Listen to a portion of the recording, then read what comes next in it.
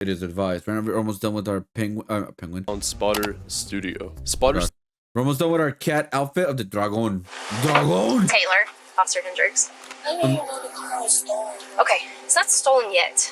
Okay, but the owner was found deceased. That's where we're at. This is Taylor Elkins. Just 2 hours ago, Taylor's teacher, 72-year-old William Dubois, was discovered brutally beaten and deceased inside his home. Homicide or so you beat to death? Really? Why did What's she do interesting is that days later, Taylor would be found driving her now dead teacher's car. You know why that's Bill's car? Because he's dead.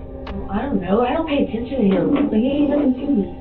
He's been beat to death, and you're driving the car. And I don't know that you ain't got something to do with it. But what seemed like a straightforward case would turn out to be a complicated mess of neighborhood drama, secret affairs, and deadly conflicts. I was in bed, and I heard a big boom.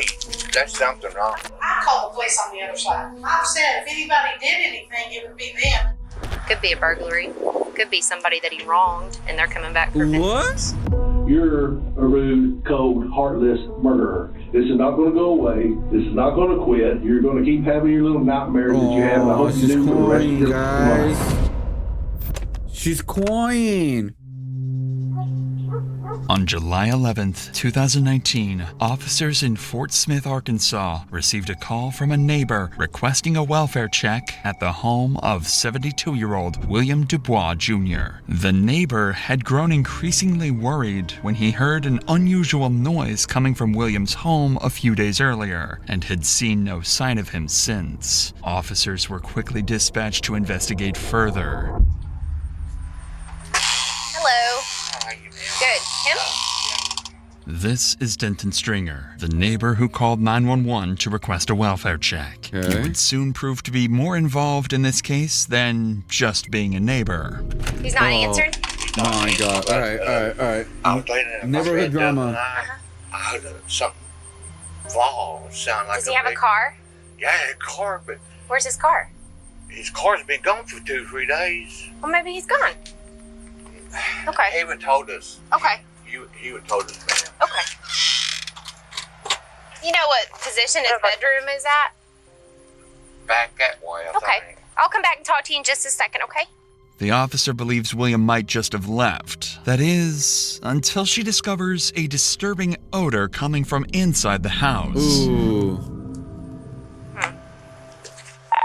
Y9 station, can we have an operator meet me on 3, please? Due to the unusual situation, Officer Hendricks calls for a backup officer, who arrived quickly and would be briefed on the discoveries. Smell a human I have body. one Whatever. smell. He said 2 nights ago he heard a really loud boom. There's an odd smell when I opened the door. No flies up here. When I rounded the corner, you only get it every now and then. Wait till you round the corner. That's when I really... Yeah, I'm getting it right here. I know that smell. That odor could have been coming from the trash can, but Officer Hendricks was convinced it was coming from inside the house. The officers needed to get in. However, a strange odor alone was not enough to obtain a search warrant. So, Officer Hendricks decided to ask around the neighborhood, and she would soon discover that Denton Stringer had done some suspicious things since William's disappearance. But before we get to that, situations like these can be especially traumatizing for those working the case, but that's also the case for people watching these videos, just like you at home. If you've ever felt that you need help with mental health, you should know that there are and decided to head to the store directly across from William's house to see if anyone had seen or heard any. I don't watch these videos. I only watch these videos once a week. Anything. Weird as that. That's hot, so. Okay, so the neighbor over there says that that man sometimes comes over and talks with y'all. He does, ma'am. When's the last time you saw him or his car? That's what she just said. I'm not seen it in probably 2 days, but That's what he's saying. I'm not for sure when the last time that I know it's been 2 days that it has not Okay. been out there. You know, the next people next door, we've had some problems. I mean, not us necessarily, but they fight out there. But Bill's always been really great. Right. To watch our place. Okay. The guy and the neighbor, there's some. I mean, he come over here to call Bill's number, like a 1-800 number, and listen, I called the police on the other side because of the women out there fighting and everything, screaming from the kids. So On his side? Yes. Okay. Yes. So I've said if anybody did anything, it would be them. I mean, I shouldn't even say that. But The kid? because it's just odd that they come over here and then he's telling us to call Bill like this. We should check on this one. He doesn't have a phone. Yeah, that's what he said. He said his daughter stole his phone. 2700. Hey, he was a teacher at my junior high. So these people over here are saying that the guy next door is like always has some type of drama going on. Him and whoever are always fighting. What? Not him and Bill, but him and someone else. I mean, worst case scenario is somebody's, done something bad and took his car. What the shop owner just revealed is very significant. Firstly, William, who is known around the neighborhood by Bill, hasn't been seen for the past 2 to 3 days, which is highly unusual according to the shop owner. Secondly, William's neighbor, Denton Stringer, is known to have frequent drama at his house involving various women. Recently, Denton had asked the shop owner to call William to check on him, explaining that his daughter had stolen his phone. If true, this daughter might be the same woman Denton argues with often, and if she took his phone, there is a possibility she could also be linked to William's car missing. Finally, the shop owner claims that if something bad happened to William, it would be them, suggesting that Denton and the daughter were likely involved. But he called. All of this casts suspicion on both Denton and his daughter. Officers hope that whatever they find inside William's house might reveal just how involved they were in his disappearance. What? With all of this in her head, Officer Hendricks returns to William's house, where officers had managed to contact the landlord for an additional key. Nothing could have prepared them for the horrifying scene they would discover inside.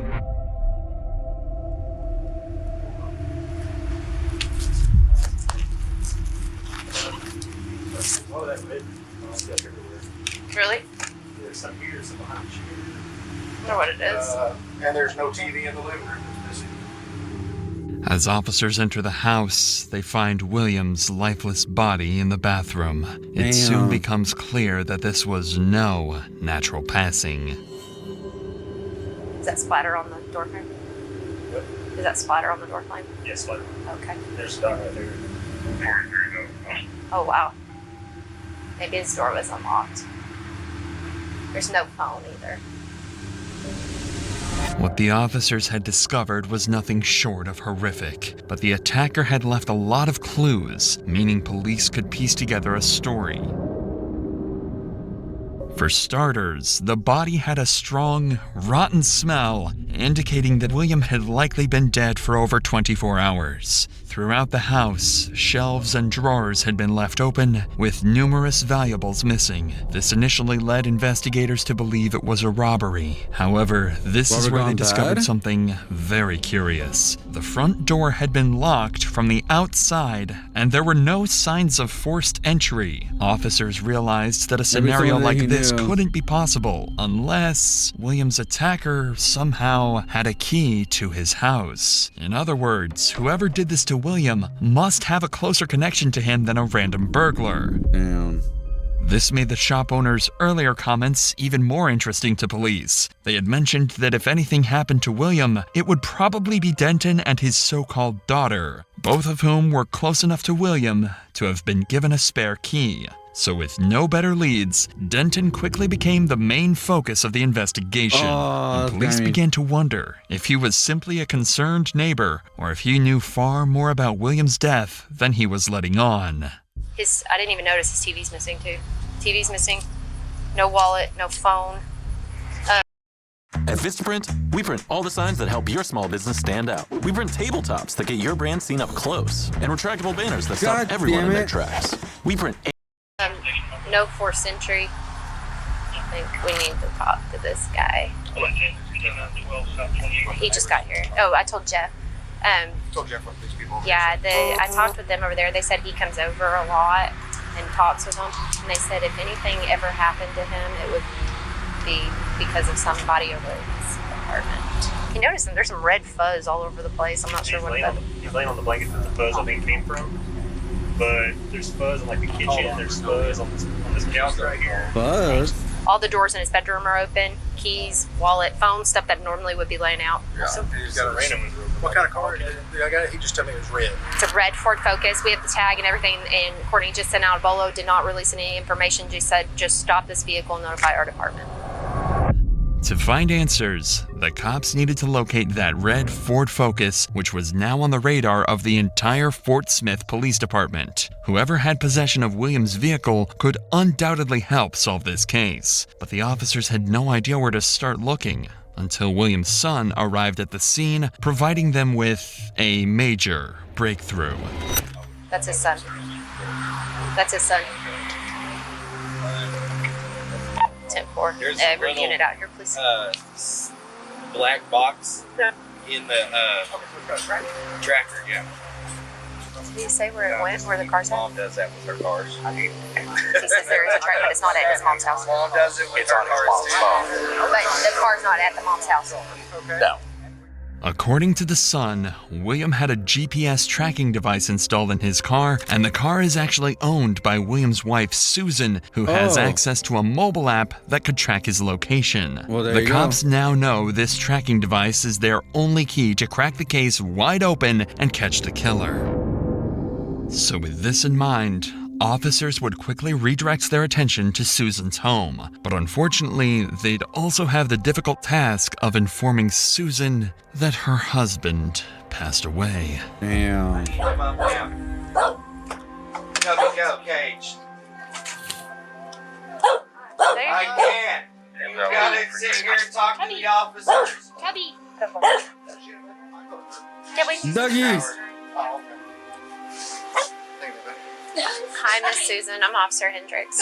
I'm sorry meeting you under these circumstances. I know you. You know me? I've seen you at Northside Games. I have been there. Damn. During, but you want to sit down for a minute? No, I'm fine. Okay. All right. It might be better on your legs. Yeah. Just have a seat. experience with experiencing that. In every death investigation, we do a complete investigation from top to bottom because we don't want to leave any stone unturned. Does that make sense? Yeah, Okay. I'm a retired nurse, so. Okay. Well, and we're not saying this is a homicide at this point, okay? No, he But- had a heart condition Right. and strokes. And he could have fell and hit his head, but there's some blood there that we're concerned about. Does that make sense? He probably fell. Okay. He And was now, acting so strange here- Saturday. Here's our biggest issue. He was acting strange Saturday? Okay. Here's our biggest we have right now is that the car is missing. Oh, no. Yes. Yep. Where's your tracker? Do you have a tracker on that car? Yes. Yeah. Okay. Her phone, right here. No, that's Teresa's. Okay. Mine's in the little kitchen. Okay. Or in the bathroom. Somebody run get her phone. If you can try to get me a location on that car, that's going to help us. It's gonna be tremendous. And it could be the fact that he left it somewhere and got right home with somebody. It could be a business. God damn. Florida Station, UQ2, next up records to my location. Off Kelly Highway. That's it. Make sure it's stationary. It's parked at a house. Oh snap. And it's through JB Byrider too. The car is at JB. Who's north? It's through JB Byrider. What? Okay. Thanks to Susan, the cops now know where the missing vehicle is. Without wasting any time, officers quickly leave Susan's house and head towards the location of the car. But they have no idea was it? who has it or what kind of danger they could be facing when they find it. After all, this is the stolen car of a murdered man. Hello? How you doing? Y'all live here? I don't. I'm from here. Okay. You live here? No, I just got the yard. Okay. Yes, sir. What's wrong? They're looking out the window. We got people looking out the window, so let's. You got an Oh, idea? is that the right card? Yes, ma'am. I have an ID. I will notice actually that it's actually a lot of so just Where's your wallet at? Channel 1. Okay, let's go inside. Is that the right card right there?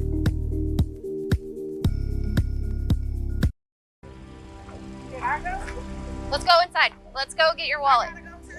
No. You can go. You can do whatever you gotta do. She make her go too. Oh, hang tight. We're gonna be parked there for a I think second. that she should have to go too. Go where? Whoever, Go inside with us? I mean, she can. Hang tight for me right here. We're gonna all go over here. Let's all go over here. what's going on? I don't know. Let's go over here. I mean, I mean, they don't know who the person is, so it's like they could be the murderers. They could be the robbers. It seems there's someone in this house who wants to avoid the cops, and these officers know they could be walking into an ambush, so everybody behind that door is a person of interest. Ooh. Okay, so basically, they came out the back. They tried to go out the back. They said they were going outside to smoke. Somebody just shut the front door on me, so. Portsmouth Police Department. Hey, come out with your hands up. We know you're in here. Come out. Portsmouth Police Department. Go ahead, hold track. They have like all the lights off too as well. Yeah, fuck that, man. Oh, okay, never mind. Hey, come out. Come out. It's okay. It's okay. Just come out on the side of the house. What have we done wrong? Who else is here? It's an investigation. Investigation? We're going to explain that. We're going to explain that. Who else is in here? Come on. What's going on? Just walk out to that side of the house for me. Who else is in here? Is anybody else in here? Just walk out here, right here, to the right. That's the car right there, right? Taylor Elkins. That's Taylor Elkins. Who else is in here? Okay. Go ahead and step out. No, go ahead and step out. Portsmouth Police, this is your last time to come out freely. Come out with your hands up. Keep your hands in the air where I can see them. Keep your hands in the air where I can see them. Good. Keep walking. Keep walking. Walk toward me. Randall Perkins, correct? Pickens. Okay. Randall, go ahead. Step off that porch and to your right on the side of the house, okay? Who else is back here? Be real with me. I don't know who came out. Officers would go on to conduct a room-by-room sweep of the house and confirm it was empty before returning outside to face a different challenge. A handful of detained suspects with potential ties to William's missing car. Among the small group, officers noted a mix of faces, some nervous, some indifferent, but it wasn't immediately clear who knew what until the question of the red car came up. All these subjects were inside the house. When asked any of them, who's this red car, they all pointed to Taylor Elkins. The moment Officer Shelby asked who owned the red Ford parked out front, everyone pointed, without hesitation, at the same person, Taylor Elkins. The first woman who exited the house earlier when police barged inside. Having possession of a man's car who had just turned up dead is naturally going to raise suspicion. Right. And surprisingly, Taylor herself would go on to admit that indeed, the car belongs to her. Here's the deal. One of the females that we got out of here, when I said, well, who's this car belong to right here? And everyone I'm pointing at me. I said, that's your car? She said, yeah, that's my car.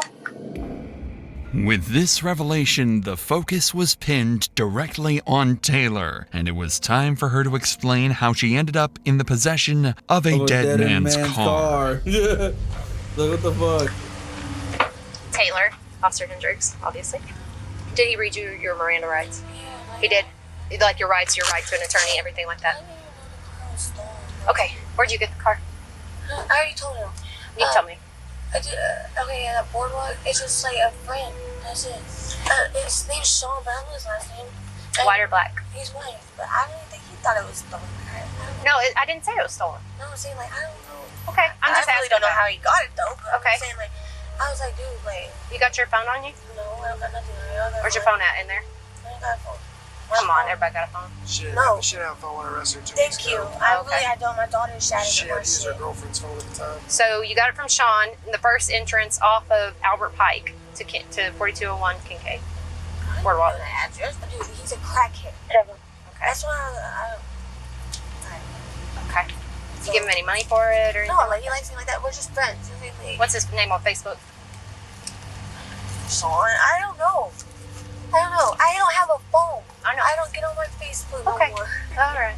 Despite Taylor's vague recollection of how she came in possession of William's car, officers managed to get a name from her. Sean, who is a friend of Taylor that she borrowed the car from, or at least that's what she claims. If her story is not a complete fabrication, then whoever Sean is could be the key to solving this. Students with ADHD save 10 hours studying with this Chrome extension. But no, by all means, go ahead, skip the ad, save a few seconds. I have to do a lot of. I'm trying to. Couldn't find it. However, Couldn't find my arrow. it's at this time that officers realized they didn't know nearly enough about Taylor, her background, her relationships, and whether she might be tied to Denton Stringer, the neighbor who was already under suspicion. So over the next few minutes, we will follow these officers in real time as they connect the dots and discover critical information in one of the best detective works we have ever covered. Damn, all right. Hey, I arrested her I got like lucky. 2 weeks ago. I'm Thinking lucky, or Elkins. Do you know Sean? Is he a white guy? Yeah. I think that's a baby daddy to her or something like that. Is her baby daddy? She's got 2 kids. Okay. Yes. Hey, check him. Come here. That's Taylor's grandparents' house. That's what I said, because the address looked familiar, and then when I heard she was coming out here, it's like, I know this chick. Hey, are they homicide or? Oh, so you beat to death. Really? Where's she at? Taylor, she's in the back of Shelby's car. Hey, you know that's her grandparents' house, right? The South Greenwood address is her grandparents' house. Hers. 1802? Yeah, I swear to you. She's bonded out to that address out of Crawford County. She's got like 10 felonies pending. 10 I swear to you. felonies? Is it? The officer just made a crucial connection. Taylor's Holy last shit. known address, given to police during her previous arrest, was her grandparents' house, and the same duplex that William lived in. Shut up. What the fuck? Did you tell Shelby? I said, I think that's, yeah. What the fuck? 1800 South Greenwood. Hey, Sarge. Sarge.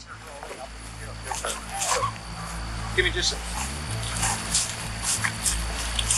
Her address is the neighbor's address. Huh? Her address is the neighbor's. 1800 South Greenwood is her That's uncle or her grandpa or her dad. That's what I'm telling you. That's her grandpa's house, and she's bonded out there. She's got like 10 pending 1800 felonies in South Greenwood Crawford. is all in ISIS about it. I think this is. She's bonded out there because I arrested her 2 weeks ago, and then like a week after. So her address is. It's the 1800 South Greenwood. She's One to the right she's got or the one domestic to the left? assault. The guy that called it in. Wow. Oh, That's his shit. is 1800 because our guy's is 1802. The officers figured it out. The 2 prime suspects were related. Taylor was Denton's granddaughter, and So why likely would the he daughter kill the the neighbor? woman in the shop had found suspicious earlier. But what these officers are about to discover next would put the spotlight solely on Taylor.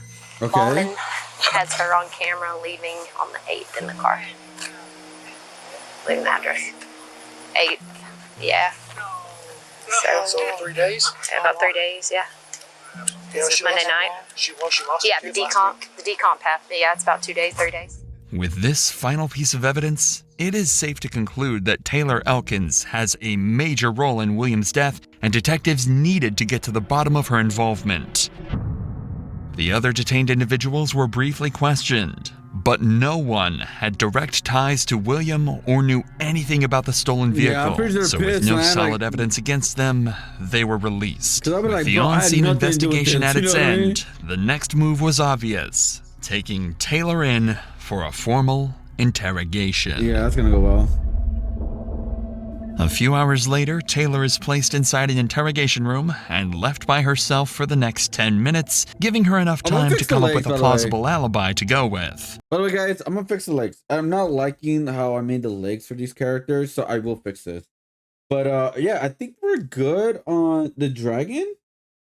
I think we're good, honestly. Looks fine overall. Obviously when we do color, it's gonna look a lot better because it's gonna give more oomph to it, pretty much. Yeah, so there we go. We got some good progress. This is what I like doing, these guys, like putting the black and everything, because it gives me a better idea. I'm gonna color it, and also I'm gonna shade it, so I also add the detail to the design. But yeah, we're gonna continue with the next one, by the way. What Taylor doesn't realize is that when the detective walks in, he has information that will completely disprove every excuse she has. Damn. Hello. How are you? Could have been better. All right, I'm gonna stand up now. All right, Taylor. So you know why you're down here, right? Yeah. Yeah. Well, why are you down here? Supposedly the car is stolen. I don't know. I had it in my. Well, I didn't have it in my well, I don't know how to say it. It wasn't in my property. I wasn't in the car or nothing like that. Is she but drunk it was or stolen. high or something? Like what the hell? Everybody pointed their fingers at me, and I mean, I admitted to driving it, so yeah. Okay. And where did you get it from? This dude named Sean. Sean who? I don't know his last name. I don't know his last name. I say hey to him basically. He's just a friend. Like he does drugs, you know. So I mean, I don't know everybody's last name. You been arrested lately? Yeah. When's the last time you were arrested? Last week. Last That's week? when I got my kids taken. Okay. It was Miller and this other guy. And when you bonded out? I got finished one. Okay, what address do you use? God damn it! Wait, what? That was weird. It's Windsor. You sure? Or is my grandpa's? Who's your grandpa? Denton. Stringer. See, that's why I'm bonded out too. Oh, okay. Yeah, I'm bonded. Did he bond you out? No. Oh, okay. No. Where's his address? He can afford it. 1800. 1800 what? Greenwood Avenue. Okay, when's the last time prior to that you were over there? 2 days ago. And what were you doing over there? My grandpa. Okay. I haven't bonded out. I just chill over there. Just chill over there? Yeah. In just a few minutes, this detective was able to make Taylor confirm most of the evidence connecting her to the crime. In her own words, Taylor admitted that Denton Stringer is indeed her grandfather. She had William's car for a few days, and most importantly, she was at Denton's house the same period when William was killed. But this detective was just getting started, and he's about to make Taylor dig her own grave. So what about the guy that lives right next door to her? You know him? Yes. Who's that? His name's Bill. Bill what? I don't know. Oh. I don't know people's last names. Oh. Yeah. How old's Bill? Yeah. Oh, I don't know. When's the last time you seen Bill? I don't know. I don't know. He works the other day. So this car you've been riding around in, whose car is that? I don't know. You never seen that car before? I've seen it. Where? There. Where? Oh my. Where, Taylor? Bro, she's a really bad actor. There. That's his car. Oh my god, what really bad acting, dude. No. Like, wow. Alright.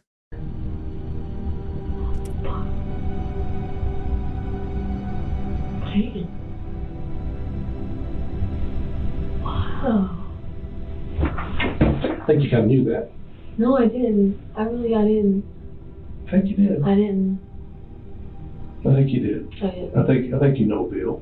I know Bill, yeah. I How well do you know him? I don't know him that well. And when's the last time you seen him? Like I said, like he comes in and out. I don't know. I don't pay attention to him. Like he ain't nothing to me. Really? He ain't nothing to me. Huh? You got all the That's defensive. something weird to say. I'm just kind of Because curious. you all up in my face now. No, you got all defensive before I ever skilled. No, like you're in my face. Like Yeah. I want to make sure that we're understanding each other. and we are. Okay. I don't like. I don't know. I can like pay attention. I be doing my own thing all the time. Okay. So. Why are you staring at me? Okay, I'm just trying to figure out if you're being honest with me. I am. I'm actually being honest with you. Taylor is trapped. She just implicated herself further by admitting that she knows William and, to her surprise, was driving his very car. After this brilliant line of questioning, the detective tells Taylor to sit tight and leaves the room. During this time, he would make a phone call to Taylor's grandfather, Denton. I need to get the phone for my room, by the way. I need to buy like a big ass phone one to like block the whole thing instead of like looking all weird. But I will say this, and this is why it's good that criminals are stupid. But if you always get caught by the cops, you always ask for a lawyer. No matter what it is, you always ask for a lawyer because you don't know what's going to happen. Or you don't know how they're going to question you. Stringer, and Denton would tell him that Taylor was at his house a few days ago along with 2 white males. With this information at hand, the detective comes back to the interrogation room with one goal: make Taylor confess to whatever she did inside William's home. You take a nap? Tired. You and me both, girl. I'm old. I need my beauty sleep, can't you tell? legit tired. So let me ask you something. Do you have a phone? Oh, You don't have a phone. How come? my daughter shattered it. She did what? She shattered it. You Oh, how long have you been without a phone? Huh? How long have you been without a phone? Like total 2.5 weeks. Okay. Taylor, you went to your dad's today. Were you there earlier this week, like Monday or Tuesday? Let me rephrase that. You were there earlier this week, and you had two white males with you. Who was those two white guys that were with you? Because I've already talked to your grandpa. Okay, and right there beside your grandpa's at school. Yeah. That school's got video, and it shows you showing up with two white males. So I'm just kind of curious. Who are those two white males on? I don't even remember two white males, to be honest. You don't? So, you don't believe that's Bill's car? I mean, if it is, that's fucking amazing. Even when directly confronted with undeniable facts, Taylor continues to play dumb, even making a mockery of the entire situation.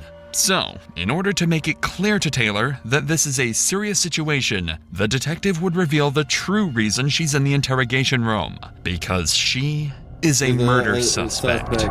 You know why that's Bill's car? Why? Because he's dead. They beat him to death. And you're driving the car from a man who's been beat to death. And I don't know that you ain't got something to do with it. And you want to play tough girl with me, and let me tell you, this is not going to work out for you real good. He's been beat to death. No. You think I'm lying?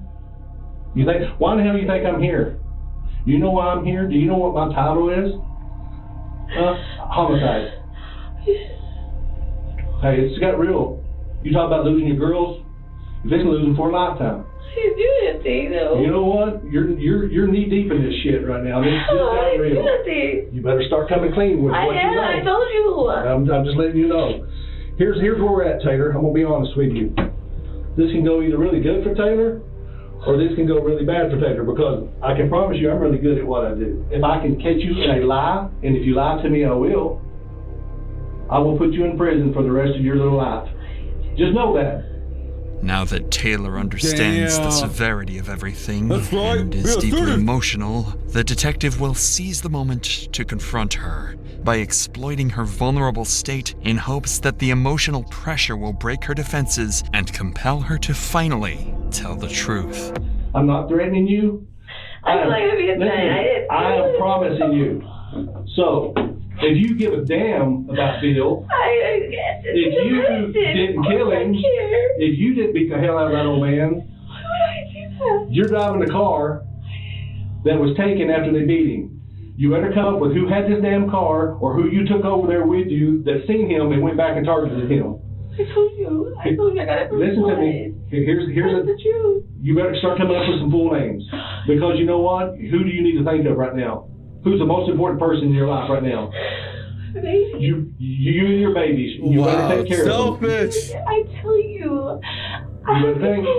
You better think hard. Because I got all night.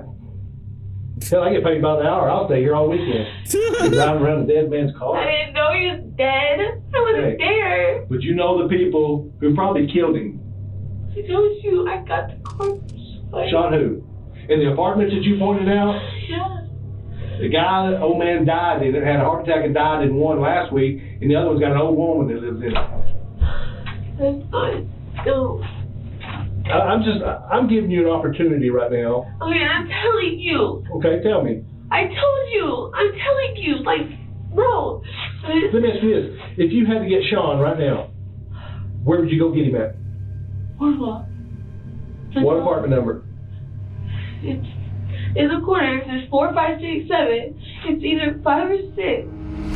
Now it seems like Taylor has a story to prove her alibi. Taylor claims that William's car belongs to a man named Sean, who she borrowed the car from recently. If what she's saying is true, then Sean could very well be the perpetrator of this evil crime. However, Taylor would also proceed to point more accusations towards Sean, telling the detective that he assaulted her, ruined her life, and took her kids away.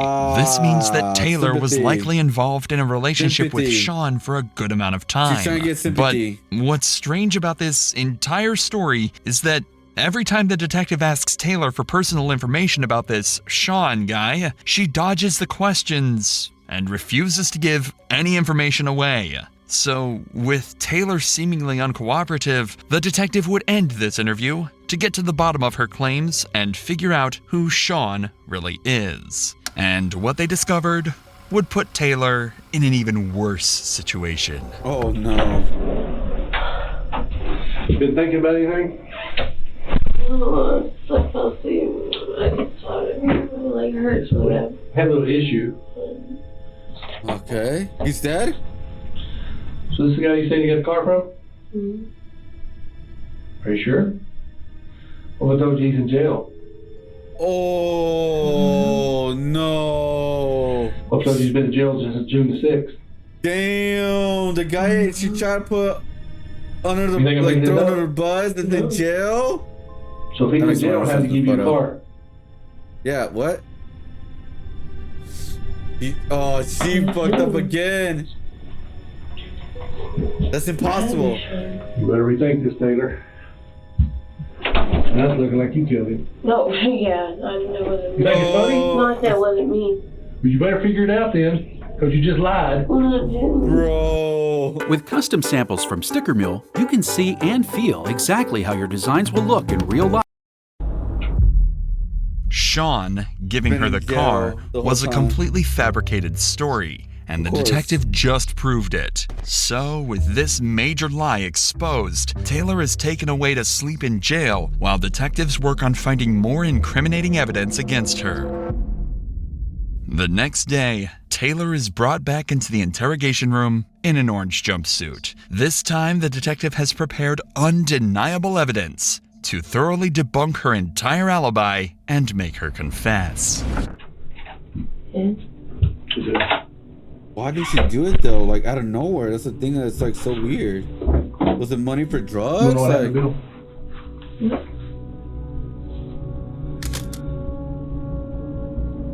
I didn't have to see a picture of it. You believe he's dead now? Yeah. You still think this is all a joke? No. You sleep last night, didn't you? You won't sleep. That's what haunts you. There's only one way you're ever going to get any relief, or you're going to get any closure. And you're going to have to tell us the truth of everything you know, and you haven't done it yet. And it's going to be the hardest thing for you to do. But it's the only way you're going to get any peace ever. At a minimum, if you didn't do it, you know who did? Are you scared of the person who's involved in this? I don't know who's involved in it. You really do you get stuff out of people by threatening them? I'm not threatening you. Girl, in their face and stuff? I haven't got in your face. I'm saying with you. I haven't threatened you. I'm letting you know what's fixing to happen to you. But you don't believe anything. I'm sorry? You don't believe anything. I don't believe liars. Okay? And you're a damn liar. You need to be out there getting a real killer. Well, you need to be helping us. If you even cared about the old man that's been beat to death and shot, you need to be helping us. You just shot it. You don't think he was shot? Was he? You tell me. You just showed me the top. You not see enough? You don't see again to get a better look? I don't. I want you to remember that picture every night of your life. Of course you do. Damn.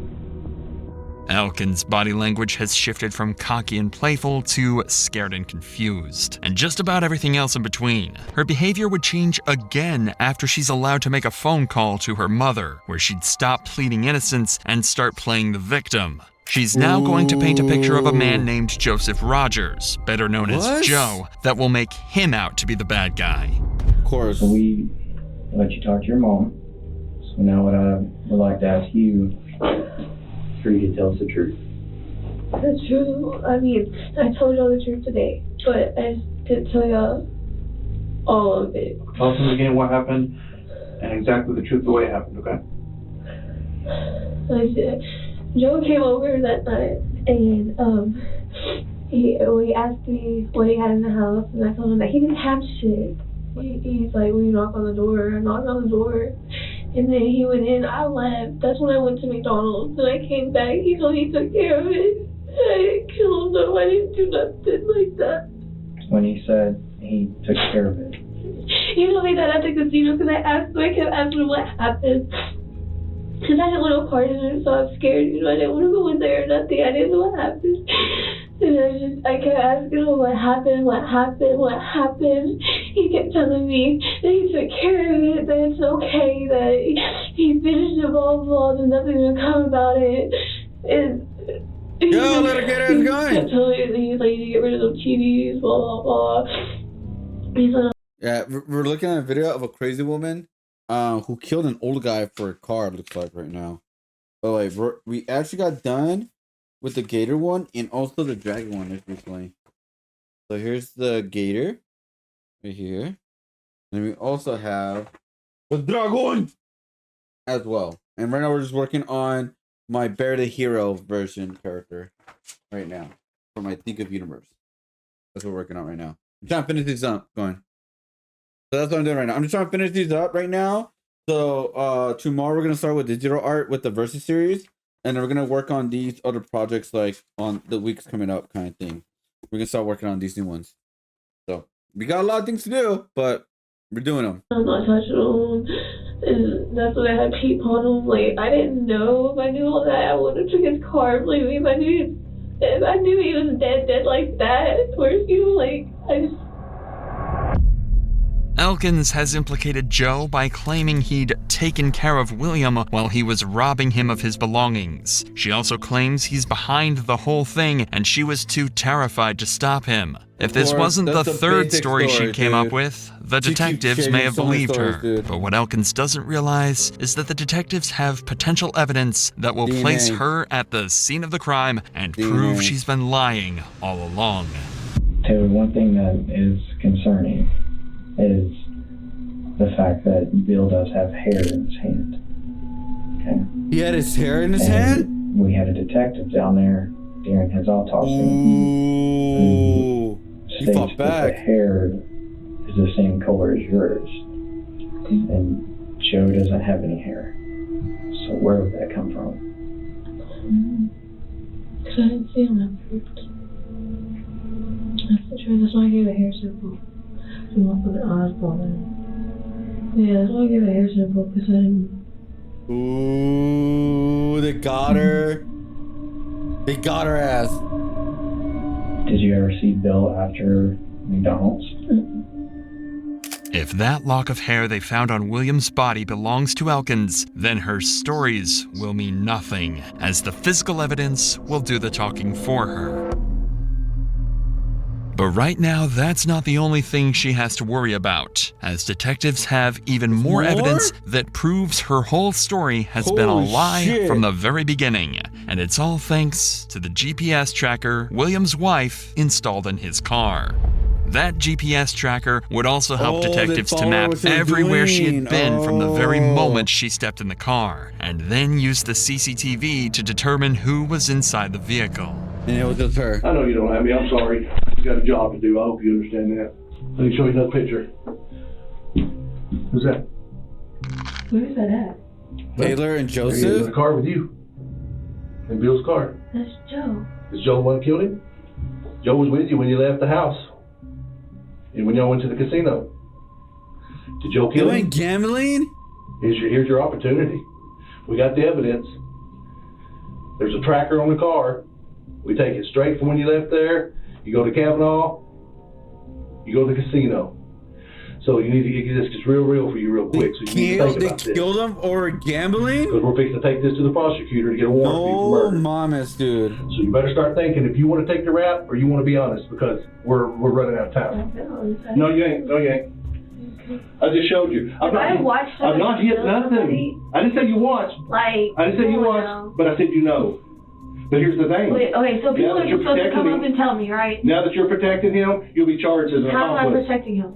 You know what happened. So people just come up and tell me all the time now that people murdered somebody. No. This is your last chance of your life. I'll be back with that murder warrant. Okay, come back with it. Taylor's arrogance with the entire situation has seemed to finally have caught up to her, and her extreme stubbornness has left the detectives with no choice other than to resort to other methods of incriminating suspects, such as DNA samples, hair samples, and last but not least, the polygraph. The polygraph test was done off camera. However, the polygraph examiner would have some harsh words for Taylor after the test had concluded. Yeah, Taylor's a crazy bee. Like, so they killed the... Bro, they killed the guy over fucking gambling, man. Really? Gambling? Are you kidding me? Bruh. Yeah, you should just rob him and then gamble and go to jail, not kill him. You were showing deception. Deception means that you're trying to deceive. You're not being truthful. I am. I brought this in here to show you.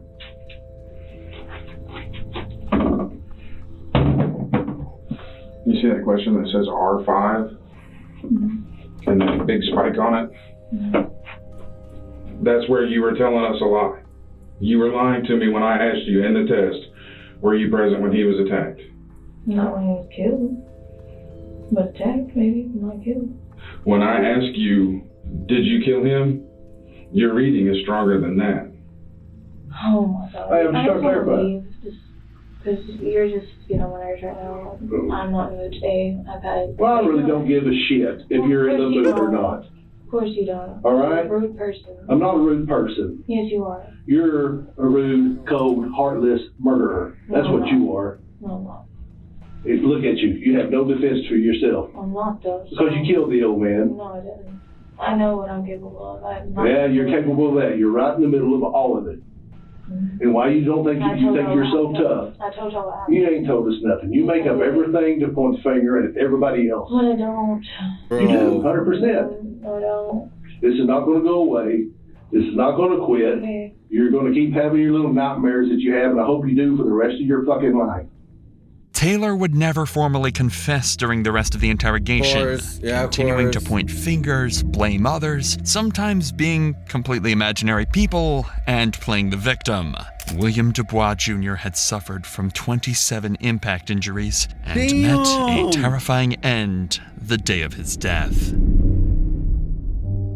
The hair sample found in William's hand was eventually matched to the hair of Taylor's, adding one final cherry on top to help convict her. Detectives ultimately believed Elkins was responsible. Although she didn't confess to the cops, she allegedly made a confession during her incarceration. Sean, Joseph, and she also told another inmate that she went to William's house to borrow some money and had become angry when he didn't have any. So out of both frustration and pure evil, she grabbed a hammer and beat the life out of William without any remorse.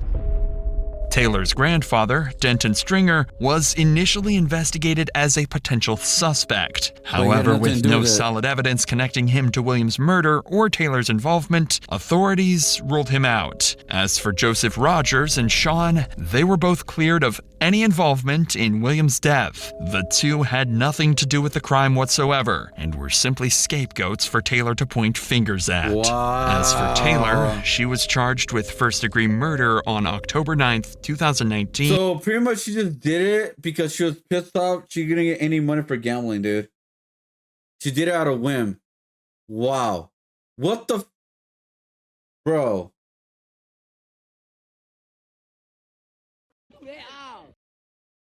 What is going on with these videos, man?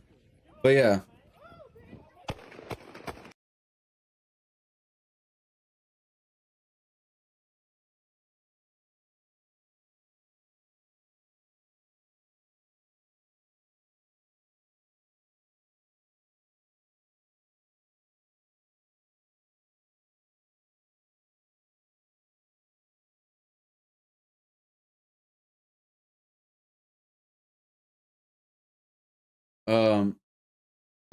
And in January 2020, she accepted a plea deal that meant she'd avoid a life sentence. Instead, she was sentenced to over 40 years in prison. Her first chance at parole will come in 2059. All right, cool. Like there you go. In 2059, that's when she could get out. That's like if baby if they accept her plea deal, bro. That was a senseless death, man. You should have just robbed him, which I don't condone, but like robbing is better than killing, and you're gonna get caught anyway. So I don't know, man. I'm just like, what the fuck, dude. Or for gambling too.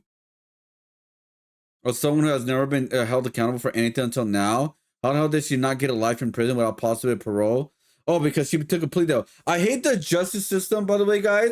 Where like you can take a fucking plea deal and the weirdest thing, they usually drop the hardest charges just to leave the smallest charges. I don't understand that. It should be like take out the smaller charges and keep the large charges on their record, man. Like what the hell?